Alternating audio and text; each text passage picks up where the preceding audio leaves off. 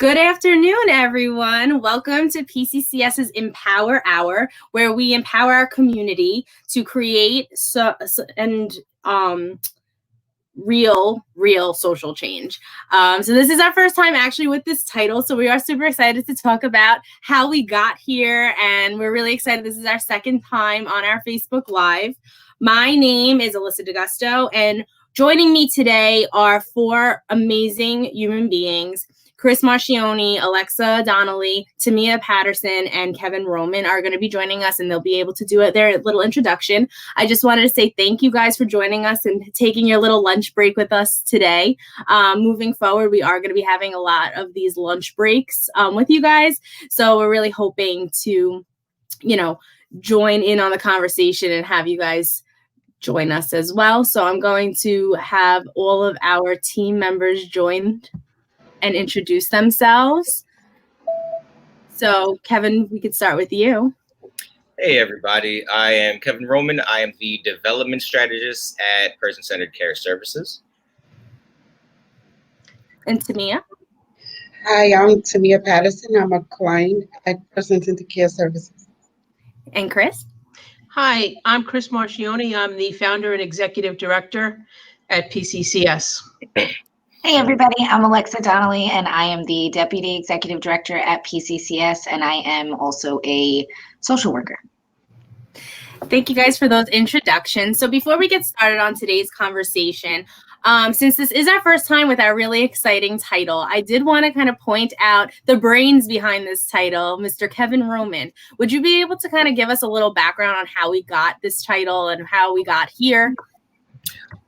Yeah, so when we started really bringing this all together, I really thought about what kind of platform we really wanted, what this platform was going to be used for. And I think that by saying Empower Hour, it really reflects our vision and our mission statement, really the ethos of our agency, empowering our community, both abled and disabled, to be included together and really support equity.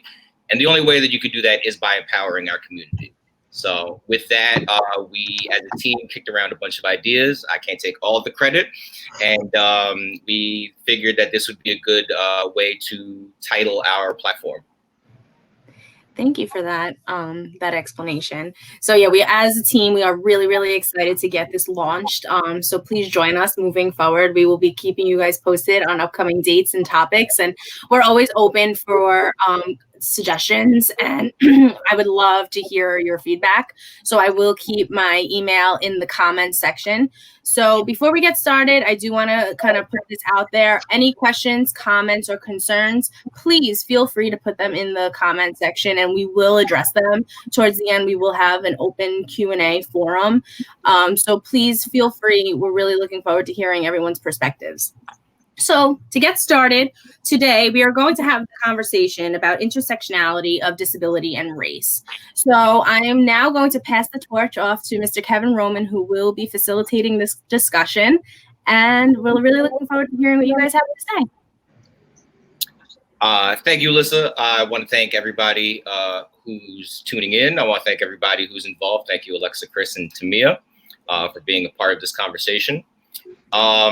This kind of came out of the recent events that have occurred, obviously, throughout America and globally.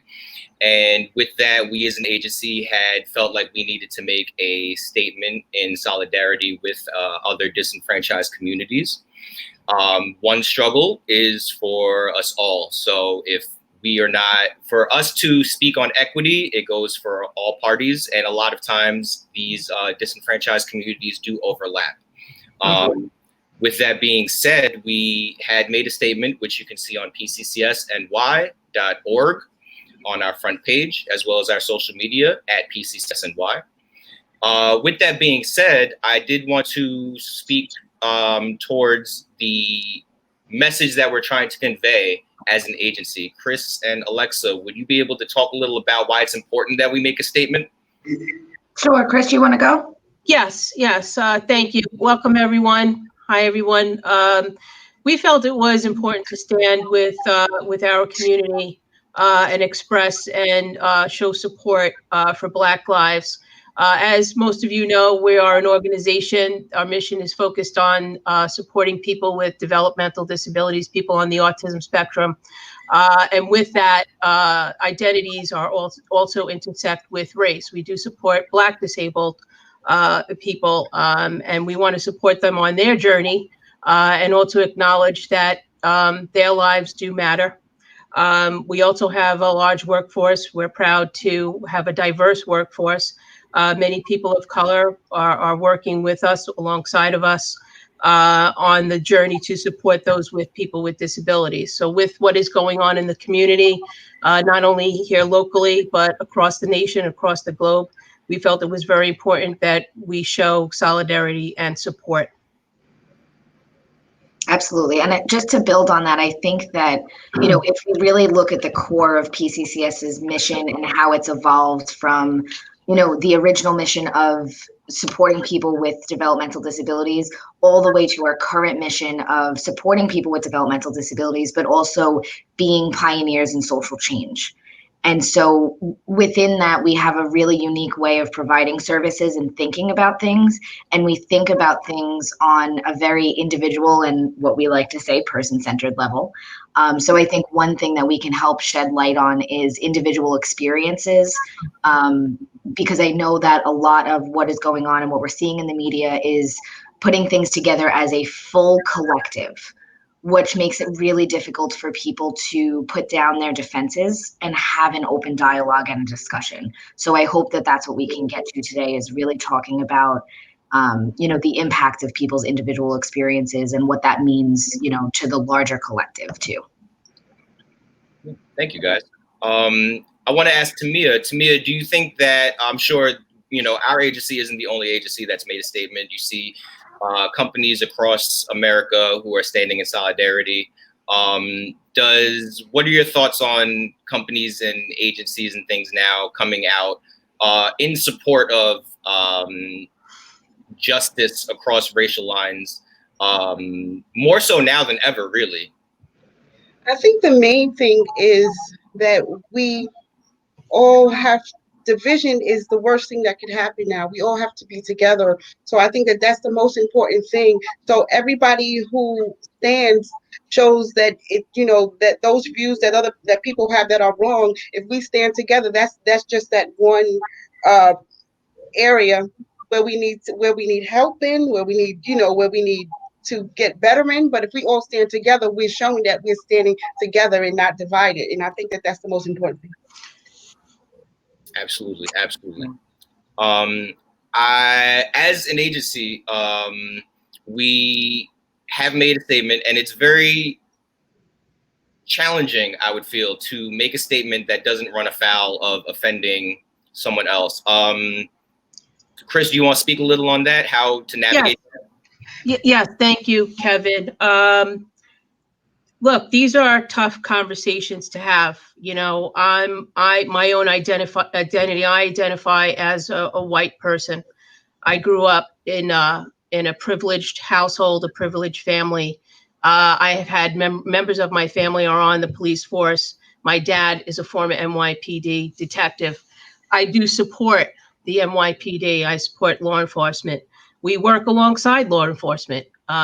We've tried to get in there, and we've had conversations with law enforcement about disabled lives, people on the autism spectrum. We tried to promote that through our Disability Ally Initiative. One of the things that I think we need to improve on is to focus on that disabled people also have other identities, such as they also identify as people of color, Black. There's other identities in there as well, and these are what we call marginalized identities. And that's what makes it hard to engage in equitable opportunities.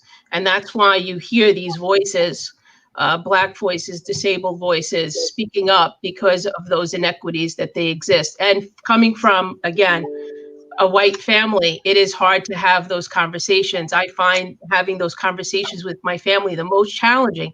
The people who love me the most, the people that I love the most, it is a struggle and it is uncomfortable to have those conversations. I feel what I like to call diseased, there's a hyphen in there. I'm not at ease when I have those conversations. I know that they're not, and but I'm going to persist and continue to have those tough conversations because I don't want to live in a world like this.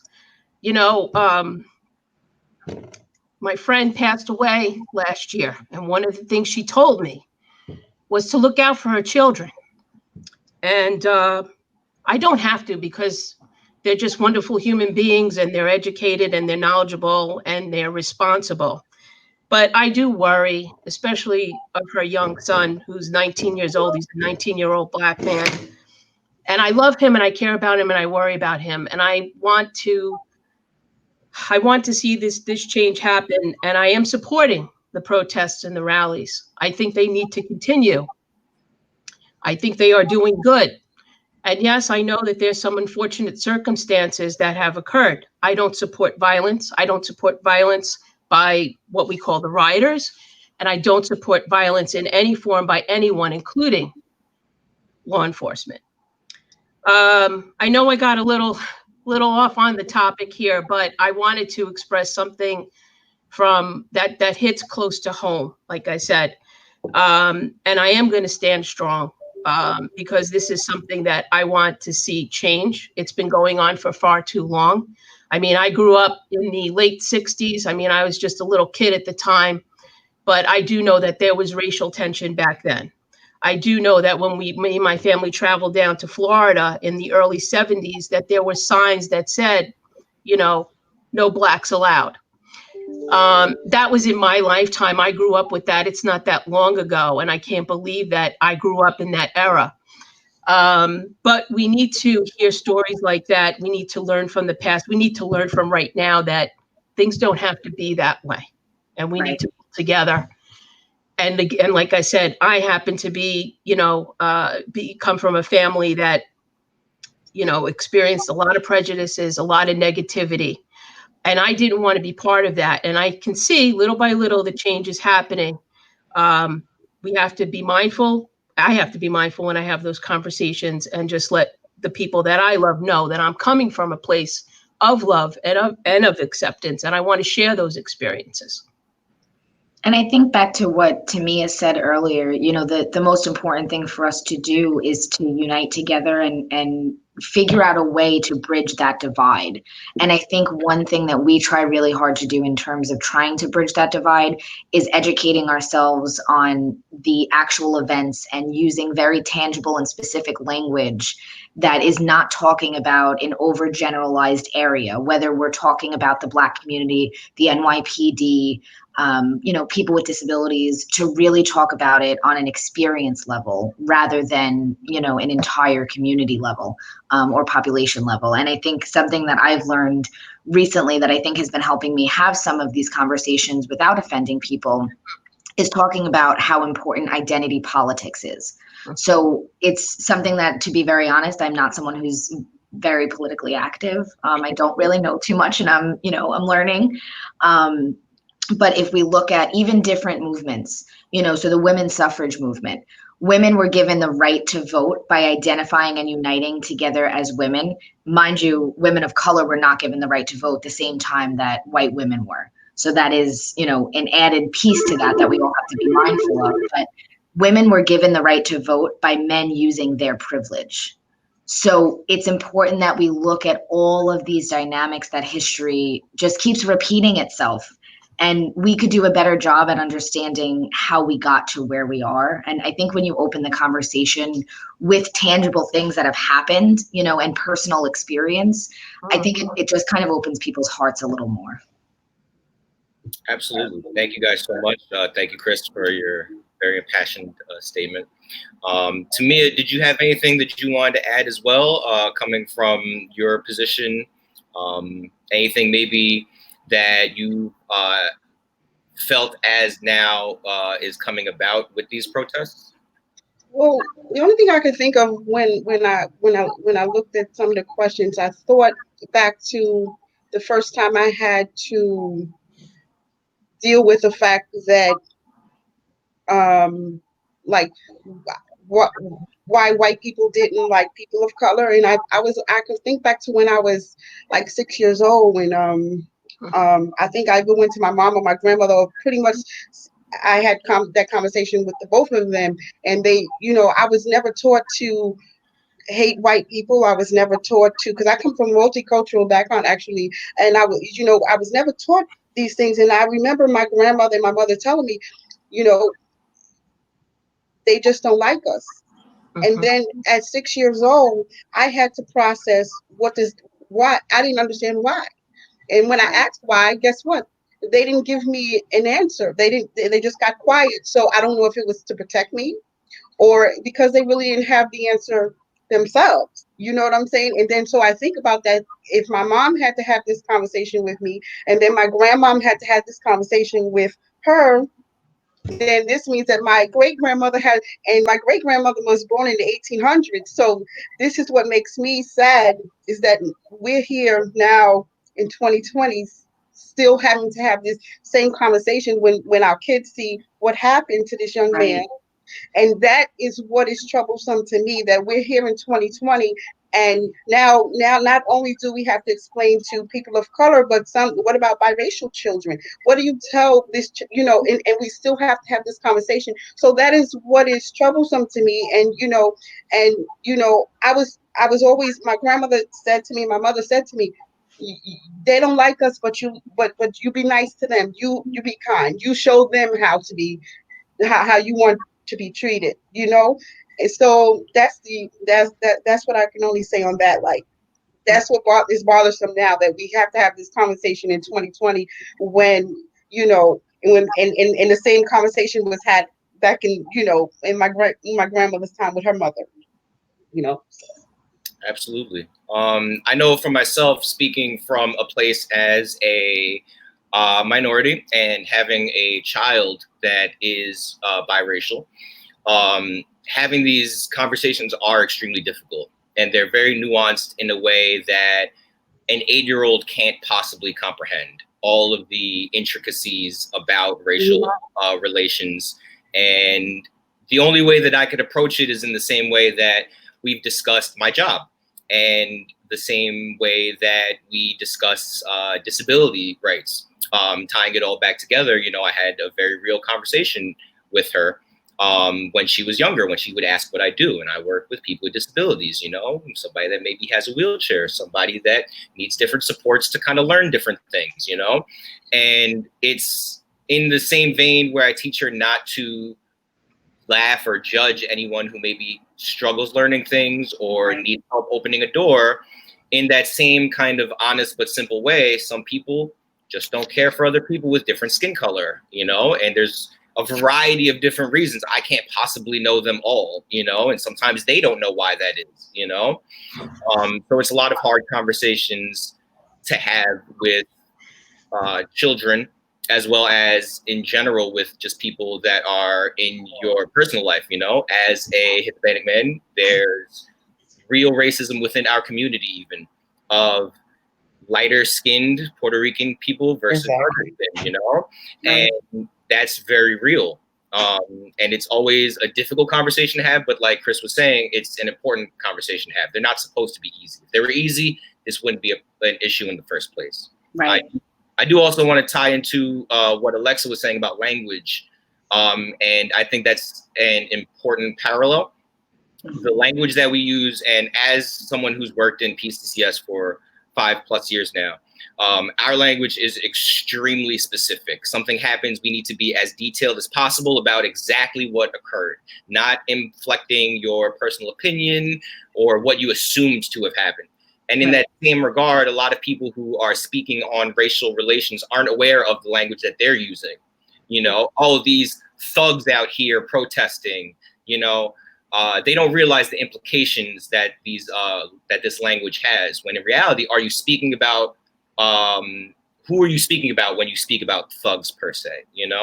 And trying to really unravel that from an educational perspective is very challenging. But ultimately, that's what's going to get us a lot of change within our communities and globally. Absolutely. And being able to have an open dialogue means that you have to be emotionally and physiologically prepared to do that. And so when we use words that incite too much heavy emotion in people and they don't have the coping skills or the ability to recognize what's happening, they're immediately defensive and not able to join in that conversation and join in that dialogue and learn, because the serotonin levels aren't right, and their flight responses coming in, and all of these scientific body related things that translate to how we display our emotions and how we're able to interact with one another. So it really is, language is so key, and I think I have been so proud to work at PCCS, and I wanted to mention Marissa, actually, who you see her comment on the screen here. So I watched one of her Facebook Lives the other day, and she made a really good point about the generalizing language that we use. So I think and Marissa, correct me if I'm wrong, but I think that the example that she used was, having an argument with your spouse saying you always, and that negates when they don't. So if you sometimes take out the garbage, I should acknowledge that you do sometimes do it. I'm happy that you did it Monday and Tuesday, but what in the world happened Wednesday, Thursday, Friday? Like you said, you were going to do it every day, and being specific about that. So thank you for the bit on language, Kevin, because I think it's one of the foundational elements to how we can create change. Definitely. As an agency, this will go toward, and actually, let me just stop to point out a great comment by Corinne. Yeah.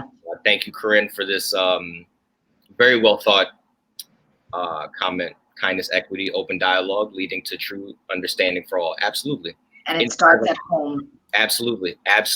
Unfortunately, a lot of times, our racial biases do start from home. So those same conversations to dismantle them do have to happen specifically from home as well. Absolutely. As an agency, we're very progressive, I would feel, in a lot of aspects. Do you feel like there's any room that we can do better, or is there anything that we want to reflect on going forward as an agency? I guess we'll throw it to Chris first. Yes, I mean, there's always room for growth and evolution, and I think, yes, I do agree, Kevin. We are a very progressive organization, a group of people who've come together from diverse backgrounds, and I think one of the reasons why I set out to establish this organization, yes, it was because I worked, with people with developmental disabilities since my early 20s. And I wanted to do things in a non-bureaucratic way, a non-political way, get away from all of the minutia and just, come on, let's just get things done. It wasn't until my probably late 30s, probably early 40s, that I became more aware of social justice issues. And when I look back, when I was younger, I think the first racial incident that I became aware of course, I feel differently about it now, because back then I was probably in my early 20s, was the Rodney King incident. And, I think I became aware that there was, inequities there. But as I grew older and as I worked more with people with disabilities and I saw the injustices there, it kind of spilled over, and I became more aware that, hey, these inequities not only affect disabled people, but they do affect people of color. They do affect women. They affect Black women. They impact the lives of Black disabled people. As far as evolving, I think we need to pay more attention to having discussions like this. I think this is how we're growing, by doing these open public forums and sharing our personal experiences or experiences of our friends or family. I think that's very important. I wanted just to go back to what Tamia said. Tamia, before we came on live, I kind of said I'm the oldest person in the room, and you said you're kind of right there, you're following behind me.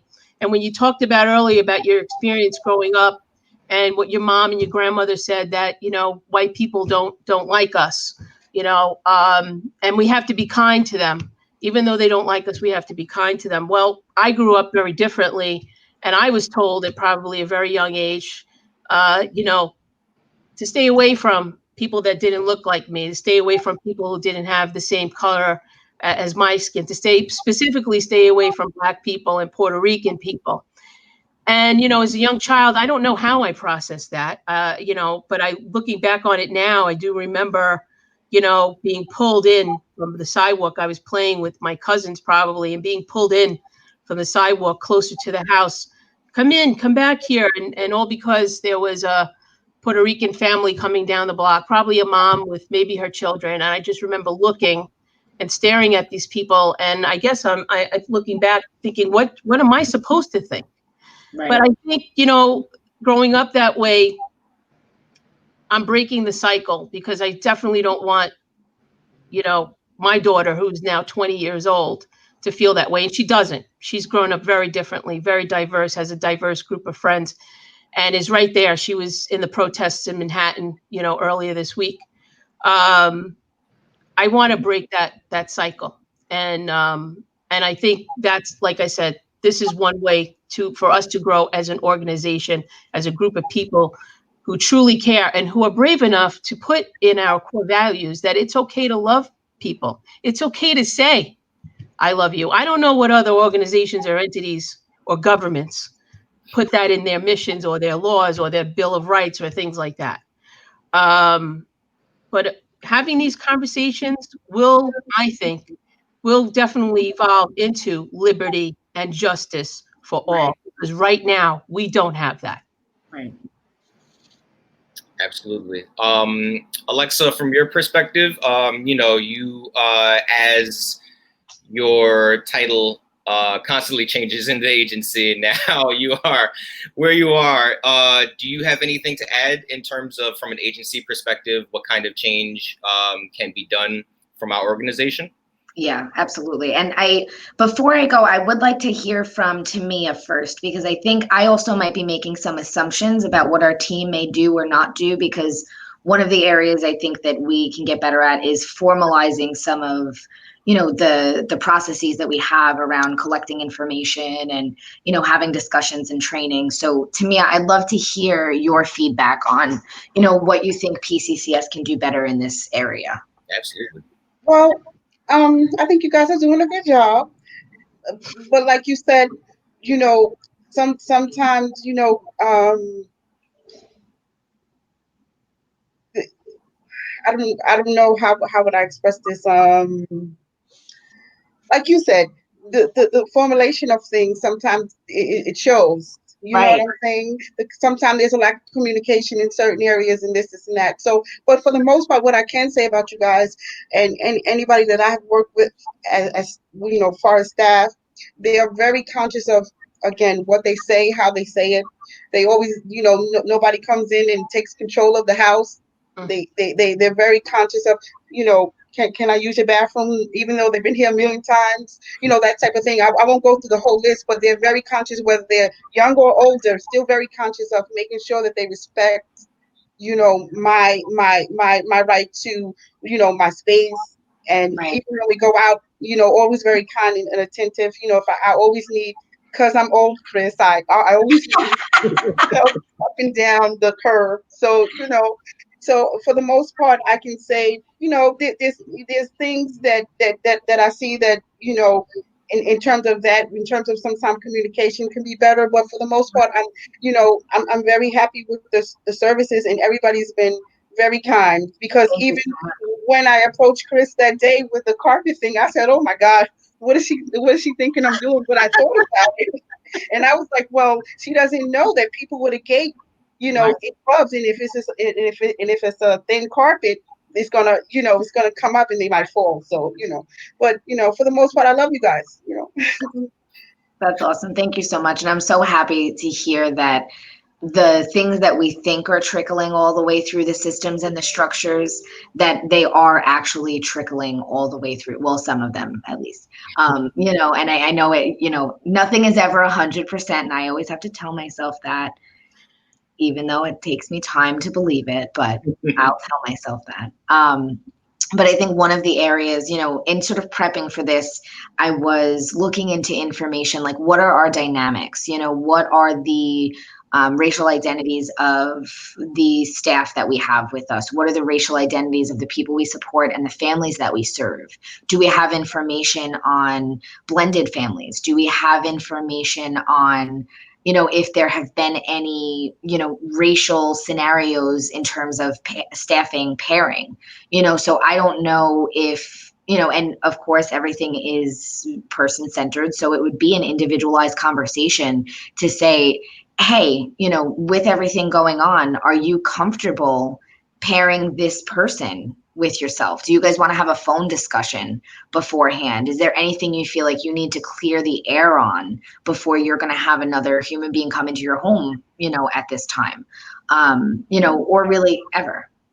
Right, because I think that one of the things that we've been getting there, and as you mentioned, Kevin, a lot of my positions have sort of changed, and one thing that I've been working with PCCS on for all of us for a long time is data. So we have the power of information, and we're not where we need to be yet, from my perspective anyway. We're getting there. We're always working towards it, and I don't think that it's a target that we're going to hit. I think it's a journey. And we're on that journey and we're on that road together, which is great. But I think we have a lot to learn in terms of the information we collect, how to have these conversations. I know that we have, an internal meeting set up Friday with some of our leadership to make sure that we're making space for these discussions. And how are you doing that? And what does that look like? So yeah. And like Chris said, there is always room to grow, for sure. Absolutely. I definitely want to thank both Alexa, Chris, and Tamia for being very honest and transparent about our abilities as an agency. I think that it's very easy for a lot of companies and agencies as a whole to kind of put our best foot forward and look like, oh, we're so perfect. Everything is amazing. We're so diverse and everyone is perfectly happy, which, to be fair, for the most part, we are. But I think it's important to have those difficult conversations about how we can continue to keep that momentum of change and not let this kind of be a flash in the pan. Something's going on and we need to be a part of it. And then 6 months later, it dies down from the media and we need to still be a part of that conversation regardless. Right. Yeah. This as tough as things are right now, we're hit with a pandemic. I don't think any of us would have thought that we would have been experiencing a pandemic in our lifetime. That's like science fiction stuff. Right. I feel like I'm reading a Philip K. Dick novel or on an episode of Star Trek or something. But at the same time, we're facing economic hardships. There's millions of people that are unemployed. Millions of people that are unemployed now that were working minimum wage jobs and could barely, make ends meet. And now they're facing, unemployment, waiting for that unemployment check just to get by. Healthcare, insurance concerns. And on top of that, a violent murdering of a Black man, another violent murdering of a Black man. With all of that, leaders, especially leaders in government, leaders of corporate organizations, leaders of not-for-profit organizations, community organizers, leaders in our religious institutions, retired and that are still actively working, they need to take charge. They need to take this moment and see it. This is an opportunity we can really change things in our society. And again, not just locally, not just nationally, but globally. This is an opportunity to have tough conversations and bring up tough experiences from every perspective: Black, white, disabled, non-disabled.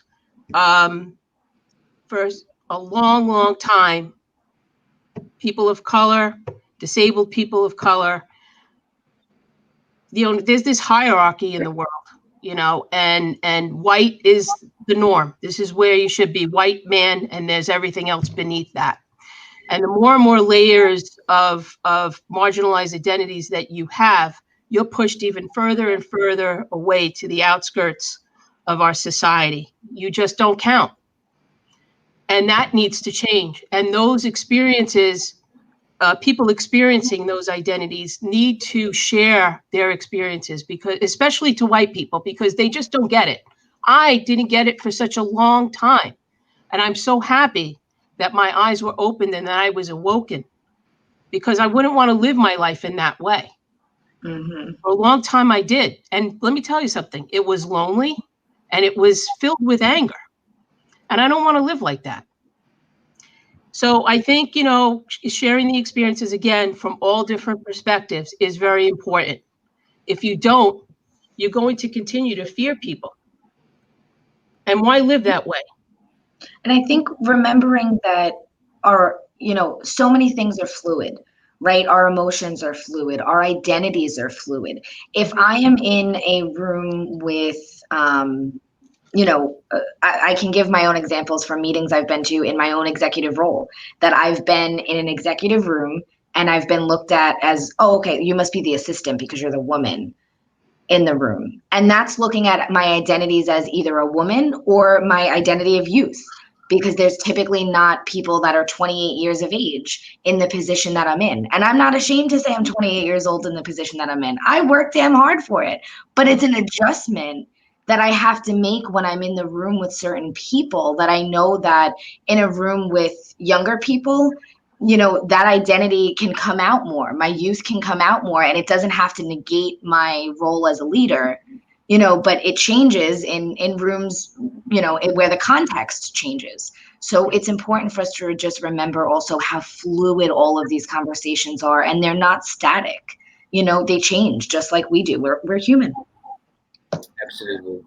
Before I get into a little bit of my own personal perspective, I just wanted to ask Tamia, if now that this is all occurring, and you had spoken a little bit about as a youth, the first time that you've encountered a sort of racism and the injustice that is in our society right now, do you feel as though progress is being made? Do you feel as though your community is supporting you? A lot of the protests that are on Staten Island have been very peaceful, thankfully.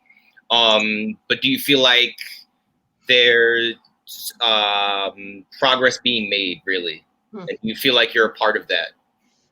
I think, well, I haven't been a part of the protest per se, but I think that being that this has become a global situation, I think that after this we might see some progress.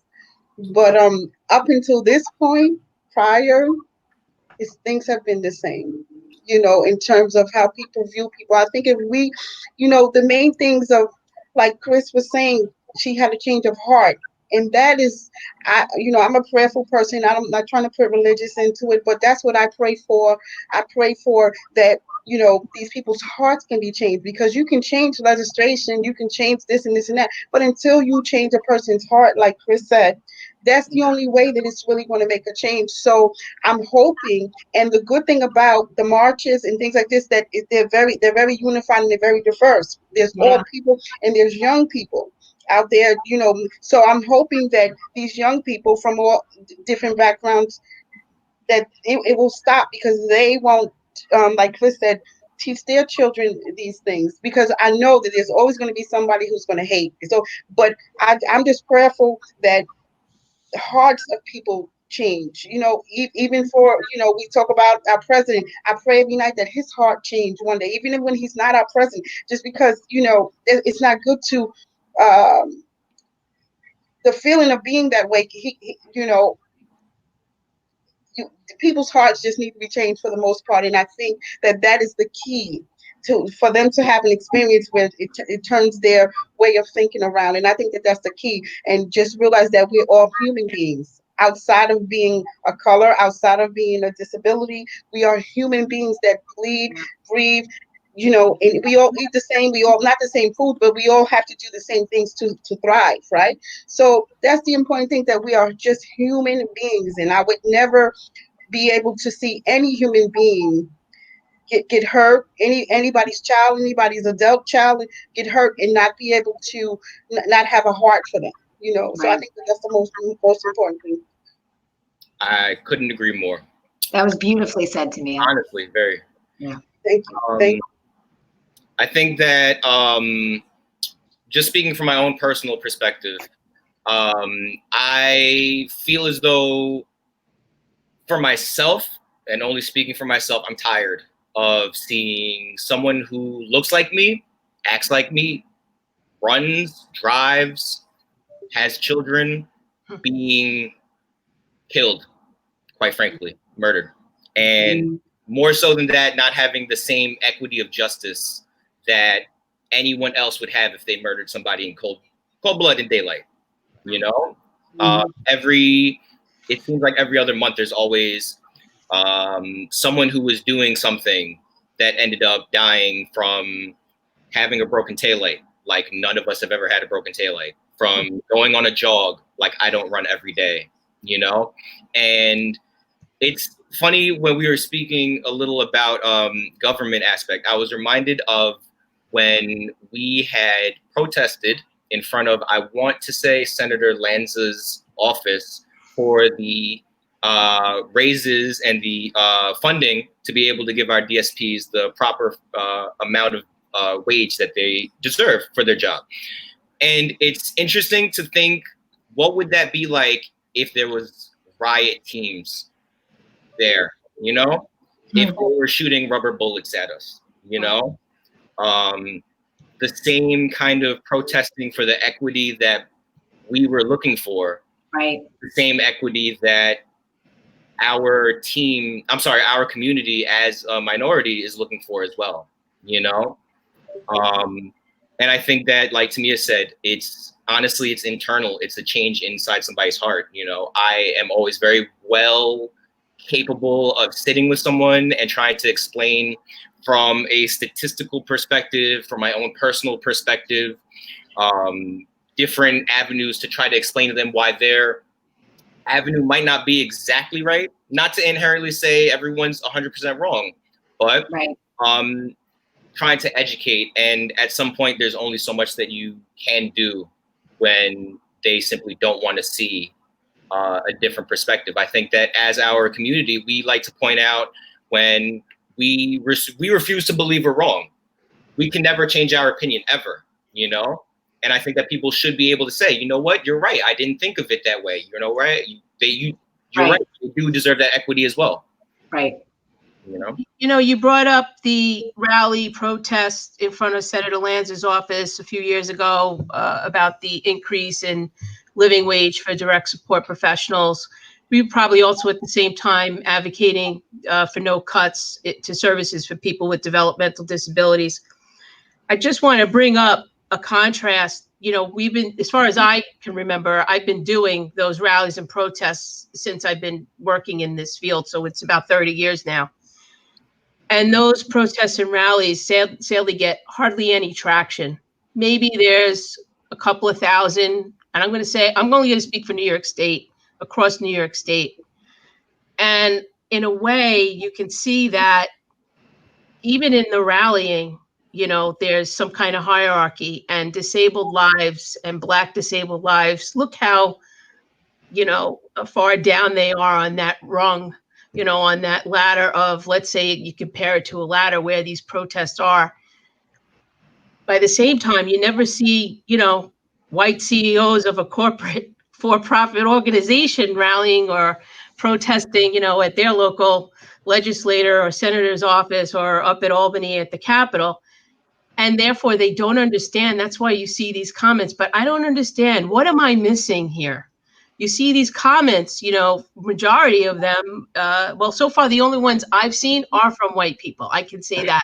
That's a true statement. And yes, they are missing the point. But they can get some information just by asking a question, reaching out to say someone and just saying, hey, I don't understand this. Can you enlighten me? Can you tell me what is the purpose of this? How can I help? Because I certainly don't want to see this happen. And we certainly don't want to see protests evolve into, you know, violence where lives are being taken or anything like that. We don't want to do that. But you can understand, I think most of us can understand why it gets to that point. When your voices aren't being heard, it's only natural that things are going to progress. And unfortunately, yes, result in the things that have happened. Absolutely. And if we look at the health dynamics that are so often talked about, right, especially with the district on Staten Island, the SIPPS group that was here on Staten Island, and they spoke a lot about how acute stress takes its toll on the body, both mentally, emotionally, and physiologically. And so if we think about the acute stress that Kevin just talked about in terms of not being able to go for a run, forgetting your wallet home and being terrified to get pulled over before you get back home to get it, walking into your first day at a job and not being sure how you're going to be met, walking into a family's home because they're white and you're not. Mhm. You know, if we think about the levels of the baseline of stress that people are under, and we compact that with COVID, and we compact that with not being able to work, and we compact that with social distancing and not being able to have your typical support system, we as a society are just looking for an explosion of humanity at this point. And I think that's what unfortunately, that's what we're seeing. And so instead of, I would love to see right behind the armed forces, whatever that might be, law enforcement, the Army, the Navy, the National Guard, line up a row of social workers ready to help and treat people that are in high intensity environments every day, and let's help them. Let's hold them through their trauma. Let's hug them through it. Let's love them through it. And I think we would see a different outcome. Mm-hmm. Absolutely. I do, speaking to something that Chris had said about how we're in a position where obviously no one condones violence, no one condones any sort of rioting of any kind. And it's very easy to throw blame on rioters and loop them into the same group as someone who just wants the same equity of justice. From an agency kind of metaphor, the best thing I always like to say is if someone that you're supporting has a behavior of some sort, a physical behavior, obviously you don't punish the person that's having the behavior. They're trying to have a need met, you know? And in that same vein, if you're seeing this outpouring of aggression and lack of ability to find an avenue to pour it into, you have to ask yourself, what is the stem of that? Where did that come from? Rather than punishing the person who's having that in the first place, you know? It's a form of communication. That's exactly what that is. Yep. You know? Absolutely. And I think, if we look back at the perspective that we all take with children, right? You try to negotiate with a child to meet their need before their, what's referred to as a tantrum becomes explosive, right? Because if their baseline, if they get their need met when they bang on the table, they know they only have to bang on the table. If they don't get their need met when they bang on the table and now they have to throw something, now you've raised the bar for their baseline. They know they have to throw something to get you to listen. And so when everybody kneeled, nobody listened. Right. And this is the compounded dynamics of where we are today, because nobody is listening. Nobody is changing. Things are not coming to fruition. As a social worker, every 3 years, I have to go through 36 hours of education. I would really like to understand, and this is where I need to learn, as an ally, what are the requirements for cops? What kind of training are they getting? What kind of psych evals are they undergoing? What kind of specialty certifications do they have? And what does that include? And who's teaching them?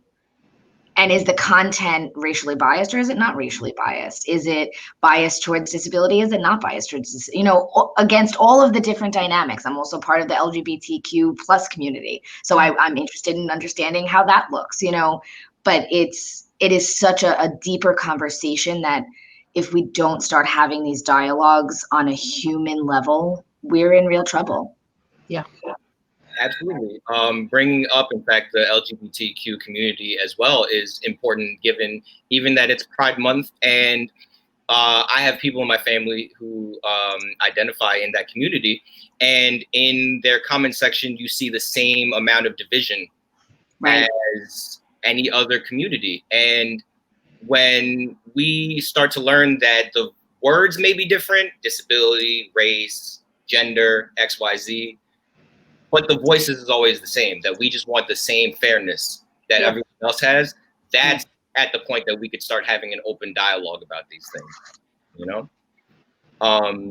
Before we start wrapping it up and start talking about any questions that we might have, Tamia, did you want to add anything else? Any perspectives or anything? Well, I just think that what would help is if people would take this perspective of being the learner, never teaching, always learning, and you know from learning in social work, you know, always be. If we could just take that perspective and don't just look at a person and just judge them from what we see. Learn about in a biopsychosocial, you're learning, so if we handle life like that, I think, I know a lot of people, might be like, well, but if you try to understand a person and the reason why they're doing a thing, because there's a reason why those people are looting and rioting. If you dig deep into it, you know what I'm saying? But you just want to point the finger, they're thugs, they're this, it's that. No. We have to come from the perspective of always learning why a person might be doing a certain behavior, right? So that's all I have to say. That's all I have to say. It's interesting to me what you just said about what people see and then how they judge. As a human race, we created these social constructs that we call race, color, gender. And Alexis said before that these things are all fluid, and they are, because as human beings, we can identify in the many different ways that we want and go in and out of those identities. And some of us will, for example, with disability, some of us will go in and out of that identity, maybe stay there as we age. But as a species, since we created these things, we constructed these things, we could definitely deconstruct them and reimagine them. Reimagining has been a big word these days, especially with reopening as a community regarding the pandemic. We can reimagine this too. And that's how we move forward. And again, speaking about this, and I see a couple of my family members got on this Facebook Live thing.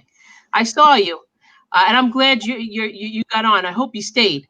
And if you have any questions, text or call me. I'm happy to chat more. I think, I just want to, I know that we're sort of ending off here, but before we do our closing statements, I do just want to mention what Alyssa has put into the chat box for everybody. So when Kevin had asked before, what do you guys do internally? What are some things that you can improve on? One of the things that I didn't say that I think that we do really well is we talk a lot about truth from perspective, right? And so that in itself, that statement could be probably a 15-hour Facebook Live, right? Because our perspectives are built upon our experiences and so on and so forth. And so I really want to make sure that everyone has access to something that we do in our new hire training, and it's called the Body of Narkirima. Sorry, I'm not going to say that right because it's not great. Yes, thank you. And I want you to read it, and I want you to absorb it, and I would love to hear your guys' feedback on it, because it is a real eye-opener when we talk about perception and perspective and how we see things through a lens of our experience and what we know versus, taking it at face value of what it is. But I thank you guys for making the space for us to have this conversation. I see several of our staff are on here. I thank you guys for being comfortable enough to have this conversation with us and joining in this with us, and knowing that we're doing this together. I see a ton of people we support, interns that were with us, so I think we're creating a great community. I couldn't have said it better myself. Thank you so much, everyone. Thank you everyone who participated. Thank you all for our chats that we're having. We see you guys and we appreciate all the support. This is an ongoing conversation. This isn't something that could be condensed into an hour and simply put away. For everyone to definitely follow our social media at PCCSNY on Facebook, Instagram, Twitter, to continue to see our progress as we continue on for the equity that we all deserve, both disabled and non-disabled. I don't know if there was any questions that we had. I will loop Alyssa back in. Maybe.